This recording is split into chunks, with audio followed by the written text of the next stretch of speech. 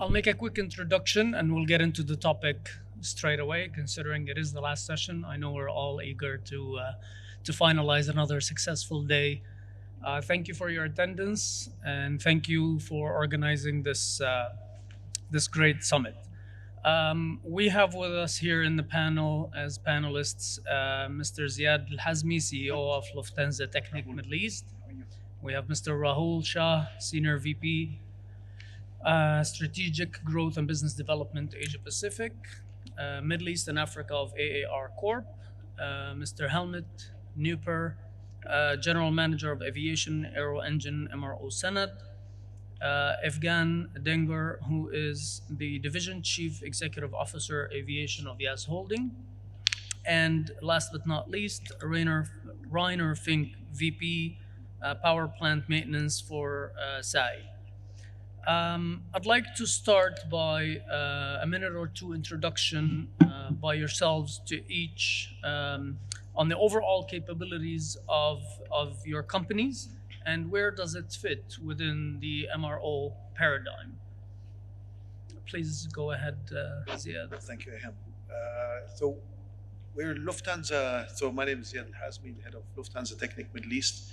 We're one of 32 subsidiaries from the Lufthansa Group, which is an aviation group, one of the largest independent MROs. And we started in Dubai out of the Mohammed bin Rashid Aviation Center in 2017. And from there, we service the Middle East with the capabilities that we have here, which is primarily structural composite repairs, and also some engine services. So that's our focus here in the Middle East. And of course, we started in 2017. And over the last 5 years, we've also grown quite significantly in line with what really the market is growing here. Thank you. Thank you. Rahul? Yeah, sure. Good afternoon, good evening. My name is Rahul Shah. I have oversight of Asia Pac, Middle East and Africa for AAR Corporation. AAR is the largest MRO in North America, independent MRO in North America. Besides heavy maintenance, we have landing gear services, we have aircraft component repair capabilities, and we have some manufacturing in US. We have 6 facilities in heavy maintenance facility in US and Canada, and we are building one in India as a new venture internationally for narrow body maintenance. Like Ahmad said, digital is a big strategy for our company, and the subject fits right within what we want to talk about later on. Thank you. Thank you. Helmut, please. Thank you. So first of all, I mean, the previous panel already mentioned it, so it is even more true now. Thanks for staying with us at this hour. Steve. And it's nice to see a couple of faces out there at least still. So we're not talking to a completely empty room. My name is Helmut Neuper. I'm the GM for the Aviation and Aero Engine MRO division of Sanad. Sanad, of course, we're one of the sponsors. We're a wholly owned subsidiary of Mubadala. So we are Abu Dhabi based. We are, in essence, a provider of engineering solutions and leasing financing solution for the primarily for the aviation sector. As Kashish Kohli, our CFO, mentioned in the previous round, we are in the process of expanding our footprint. The business unit that I represent is the engine MRO, so very much focused on aircraft engine engineering solutions and leasing solutions. Thank you very much. Efgan? Well, it's my privilege to be at your presence, and I'm very thankful you stayed that long, that late to listen to us. And thank you. I'd like to extend my thanks also to Mubadala and Sanad for giving us that opportunity. So I'm the black sheep because my area of engagement, my company's area of engagement is a bit different. However, we have a common denominator, and this is the aircraft itself. And I'm representing Yas Holding, and it is an local investment holding operating with 64 plus companies, consolidated in 9 different clusters. And aviation division, aviation cluster is one of the strongest and best contributor to the group performance. And in that aviation division, we have 2 companies. First one is Global Air Navigation Services.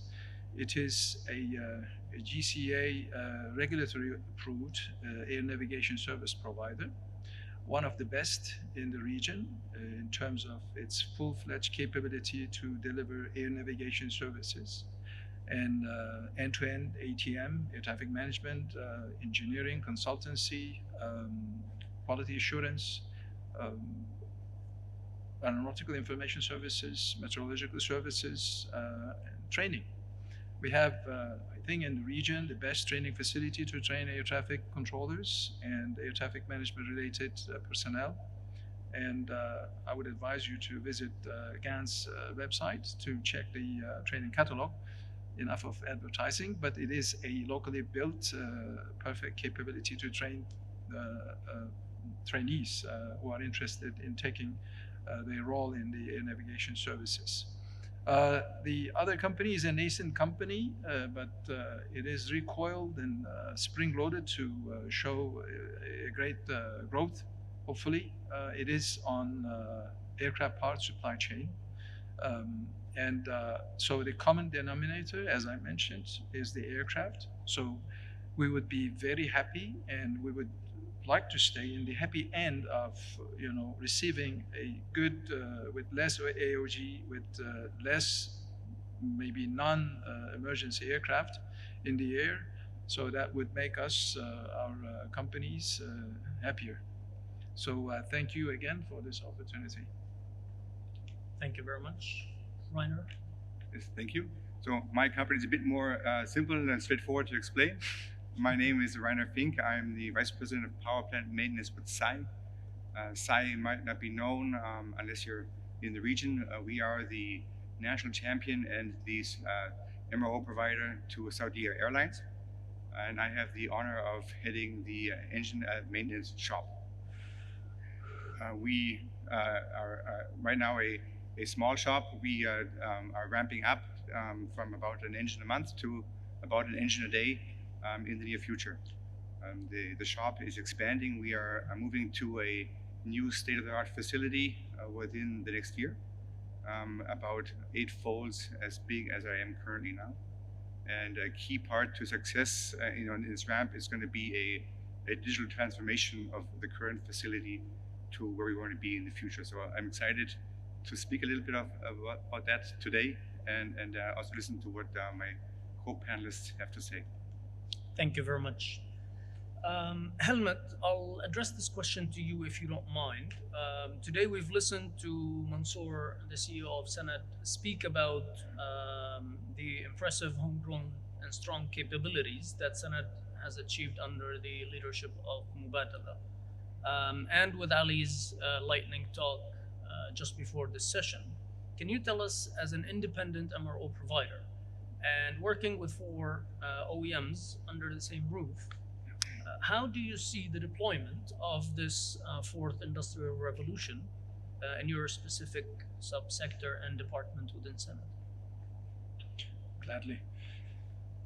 So I think what's important is to look at where in the supply chain do we fit in, because aviation, of course, is a large field, and spanning from the production side, OEM side, manufacturing, all the way to where we sit, the servicing. And again, Sanad is all about the service, the support side. Even the name is derived from the Arabic word for support. What drives our business very clearly is a need for flexibility, is a need for to be able to respond to a variability in work scope. It's an unpredictable environment in the sense that we're not producing the same product, the same output every time. Well, the output is the same, which is a safe to fly and a serviceable engine, but the way to get there differs. So the approach that I take, that we take to anything in terms of digitalization, industrial revolution, is very much based around and centered around the human capital. In the MRO industry, I believe even more than other parts of aviation, we very much depend, we are as good or as bad as our employees. And as we all know, it's a cyclical industry. We seem to be surprised every time we're re-entering a growth phase. So the pipeline of highly skilled employees is certainly not endless. And anything we do in terms of digitalization has to help our employees to do a job as good as possible, as safe as possible, as efficient as possible. And I think that's the overarching theme.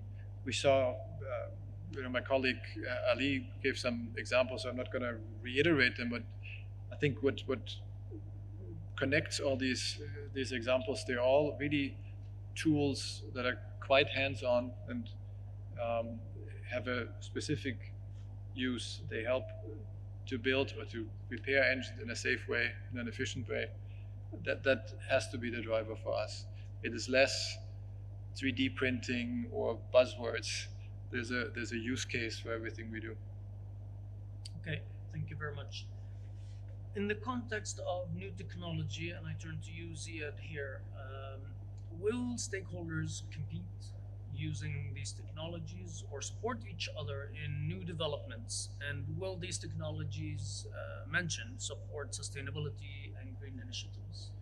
Yeah, I think the last 2 years, through this whole pandemic that we went through, we did a lot of cost cutting, probably in every area, except for technology, in our digitalization and technology area. That's one area where we didn't stop our investments. There's so many parts to that. We're talking about AI, we're talking about predictive maintenance, we're talking about robotics related to that, data points, which we're capturing a lot of data now to translate that. So there's so many areas where we're working on at the moment. But coming back to the point where we didn't cut down investments over the last 2 years, we also cooperated in a lot of areas with with our competition, with other players in the market, on whether it was material investments or cooperations on areas such as technology. And this is one thing that I think we learned from this pandemic. It's this so-called co-opetition, where we really get together and seeing areas where we can develop things together. Out of the last 2 years, we've had a cooperation with Mazda and Siemens on hydrogen. Okay, that's really here on a local level, but also we had another good example together with Sanad, where we're looking at how can we optimize the whole supply chain or processes, including digitalizing them, looking at optical solutions to recognize defects and so on. So I think what's happening, and I think that's even happening for us here locally, we're really cooperating with other players in the market. And I think that's probably the way to go forward. And the aviation side, I think we're still far behind other industries, and we can learn a lot from others. But I think the one point which is probably going to be a challenge is, with all of this data, whose data is it? And I think these are the discussions we're always having. Is it the operator? Is it the maintenance provider? Is it the OEM? And I think that's really one thing which going forward will be a bit of a challenge. But there's huge opportunities, and I think we see them already coming up today. Interesting aspect to it. Thank you very much. Rahul, in light of this, with the AR and VR and IR technologies that were mentioned, what is your organizational digital strategy, and how can it be meaningful and bring value to you and your customers? Sure.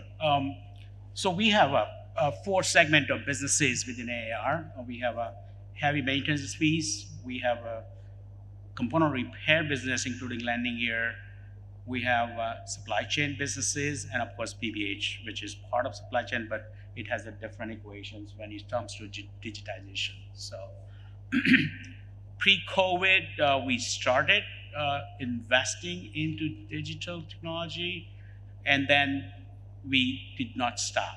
Like Ziad mentioned, our company also recognized that when we restructured the businesses, of course we had to restructure. The sales volume gone down.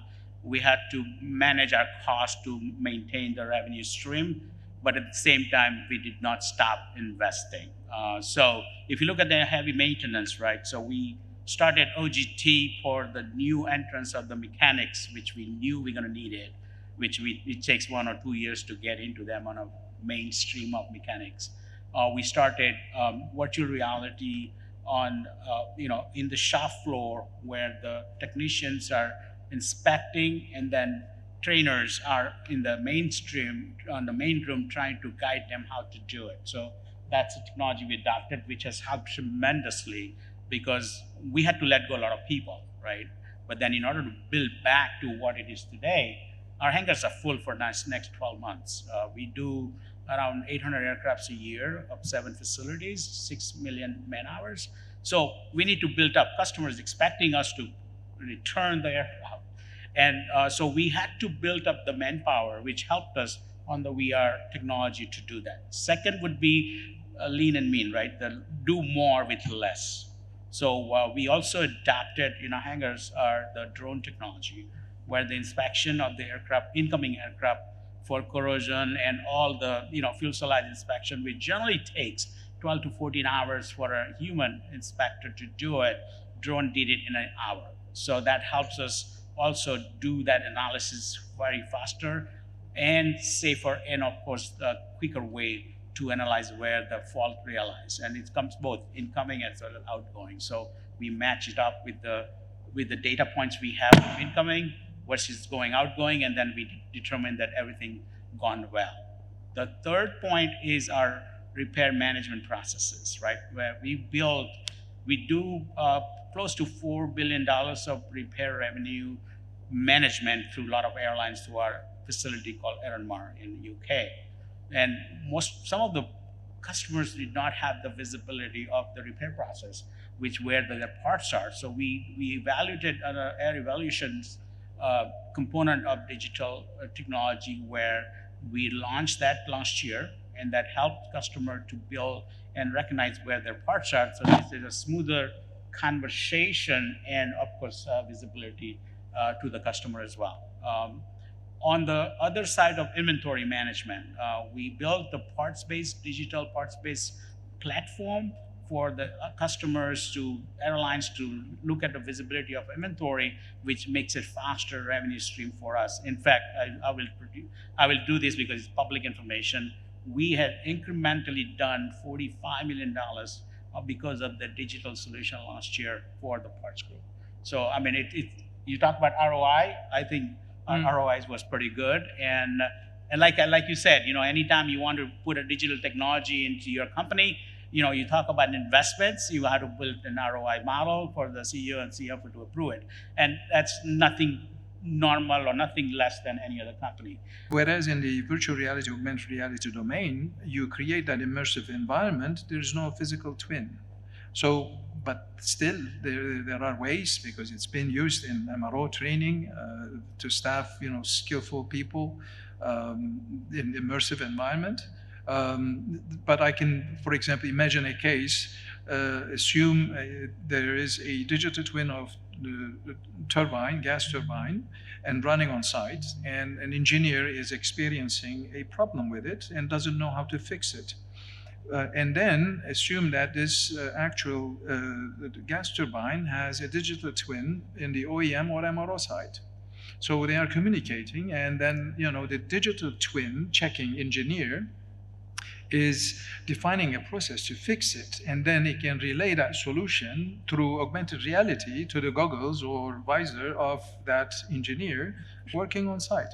So there could be some ways to synthesize these two technologies.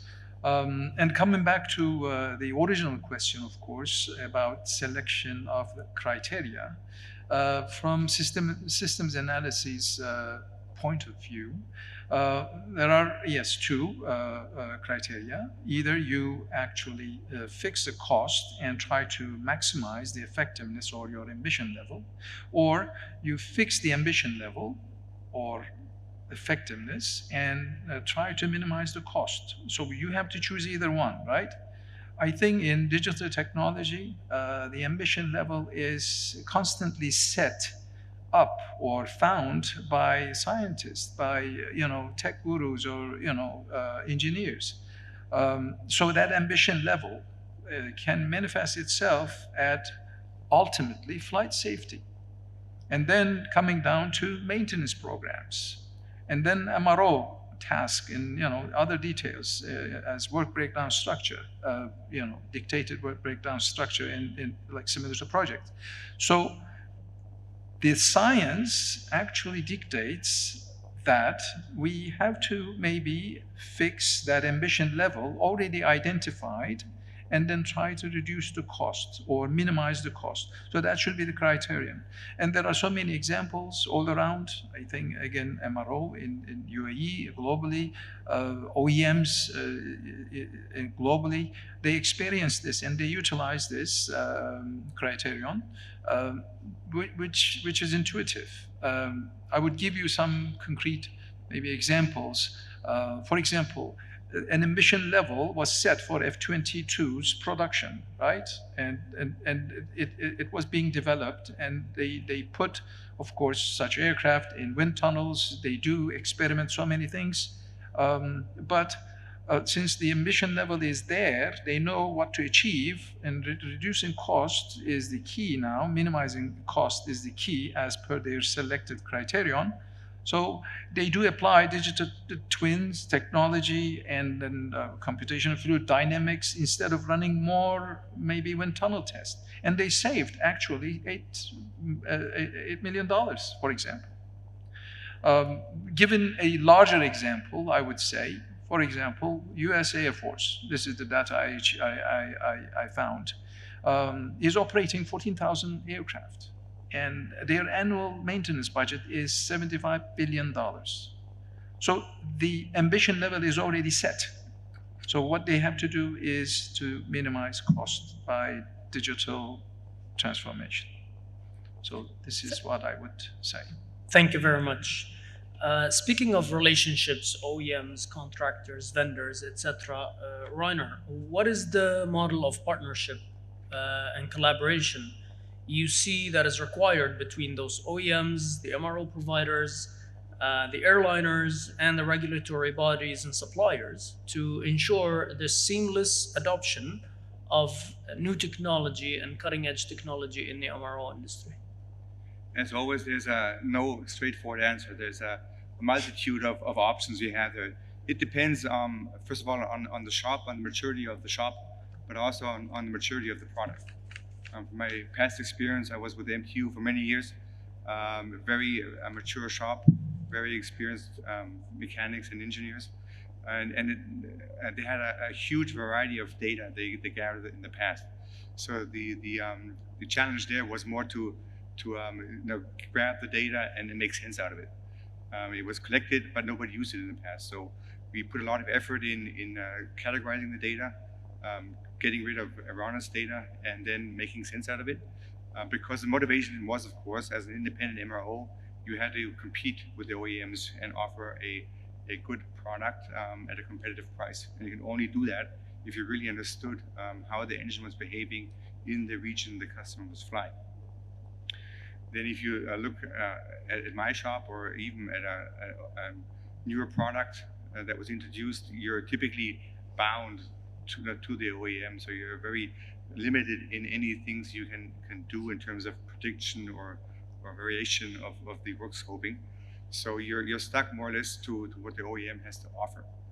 But nevertheless, the motivation is for me and my shop to still collect data, do it on a really intelligent basis, do more than the OEM is asking for in order to challenge the work scoping. So we are an airline shop, and I don't want to rely on the OEM dictating work scopes, dictating efficiencies and maintenance costs. So I want to build up that knowledge base by really doing over-inspecting parts, storing the data, and together with the huge amount of data that's collected on the engine, on the newer engines, every flight cycle. We want to use that and combine it and make sense out of it so we can predict how the engine is going to behave in this very tough environment to fly in. I think it's going to be unique. Saudi Arabia is a unique market in terms of the stress the engines undergo. We fly harsh, about 50% of our missions, and that's pretty unique in the world. So if we have a good data set and can predict engine life, I think we are in a unique position to challenge an OEM when it comes to maintenance costs and predictions. Perfect. Thank you for touching on the big data and predictive maintenance topics. Obviously, we're running out of time here, so I'm not going to be able to address that. I have one more question, which I'll open to all of you, and feel free to comment on. We've spoken about technology, but I think we need to also touch the human factor of our businesses or your businesses here.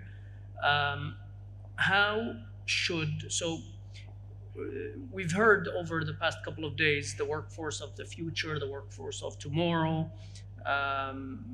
How should players in this sector strike this balance between adopting this new technology and also keeping the focus on the human resources side of it, who are at the center of this technology, using it day in, day out? Feel free. Yes, go ahead, please, Rahul. Yeah, good question. But at our corporation, we keep both as a segregated one, right? So when you deploying a technology, human capital is always very important. When you have a maintenance to do, which is probably 90% touch labor, you got to have those technicians and human resources be able to perform the job with the technology adoption. So you don't want to scare the people away that, oh, you're putting a technology, you may not need us, right? So it's a very delicate balance. You got to make it. And in parallel, I mean, if you look at our drive to fulfill the pipeline for mechanics, we've been aligning with a lot of institutions in US trying to fill the gap for next 4 years. So we start with first year of college and then get them to apprenticeship, and then we had them to get to level of 4th year when they finish it. So we know that they are good, and also they know that they are working with a good company. So it's a combination of both. So I guess the answer to your question is digital technology and human resources. I think it's two separate topics. I wouldn't combine. I would agree with Rahul as well. I mean, on the one hand, in the aviation side, safety is the most important thing, and we have a lot of processes in place which are stringent for all the right reasons. So bringing in new ideas, bringing in new technologies, bringing new innovations in, I think that's great, and we're trying for that, but you have to find the right balance. And I think one challenge is, because we have such a regulated industry and workforce and processes, like you said, adopting those I also see as a bit of a challenge. We have people who are very well, experienced with many years of, knowledge and doing things, and then with certain trainings which have been built up in levels and so on, and then trying to bring things in. I see that's one of the big challenges. But I think the opportunity is the young people who are coming in, like you said, Rahul, these young people who are coming in, and that we, motivate that and make use of that. And digital drives the young people to come in because they like it. That's a toy, right? Absolutely. They want to be in the forefront of IT and technology. So having both combination of that, and they know the company's adapting it, that's also an incentive for them to join the company. Yeah, I think I saw this morning. There was a group of young. Well, they're not students, they're graduates. I think they had that blockchain technology, which they were showing, which was amazing. And these guys are 2 years out of college, and they're already talking, solutions in our industry, which is amazing. But, yeah. I just Yes, please. want to add to that, and at the risk of being repetitive, but I think it was a really important question, and I would even go one step further, and I wouldn't look at it as two separate, but really they are intertwined. Of course. Digitalization technology, especially in MRO, which is a service provider, we're providing a service. It has to be centered around this human asset, and we heard it throughout the presentations. I listened into the previous panel about supply chain. Similar discussion. Aviation and supply chain within aviation, MRO is not seen as sexy. It is not something that we have lineup of young, brilliant employees, but we need them. And so digitalization, of course, is something to attract new talent. And again, it has to be something that empowers the employee of the future to do a better job and a safer job within a very regulated environment. We're not going to deploy robotics to replace our workforce. That's not it. And I think Rainer mentioned the maturity level. In our case, we've been doing this for more than 30 years, and its previous iterations has been around for 30 years. So we have a very mature workforce that has been servicing engines for many years, and we certainly want to keep that asset. Thank you very much. Sir, go ahead, and then I'll close off. This is a topic very close to my heart. I have the honor of really having a greenfield approach. So we are building a brand new facility, and we are including a innovation center. So my vision is to really build up augmented and virtual reality in my shop, and of course doing that to gain efficiency, but also I think to attract young mechanics. If you can give them all these sexy toys, and Helmut mentioned the words, as they have a goggle and they see the manual in front of them, they see exactly where to place a part, and they can innovate. Take this technology a step further. I think that would make us really attractive, and we can, with that, use the technology to attract the young workforce that we are so missing in our industry. So I appreciate your time and appreciate the patience of our attendees here listening to us. And thank you very much. A round of applause, please. Thank you.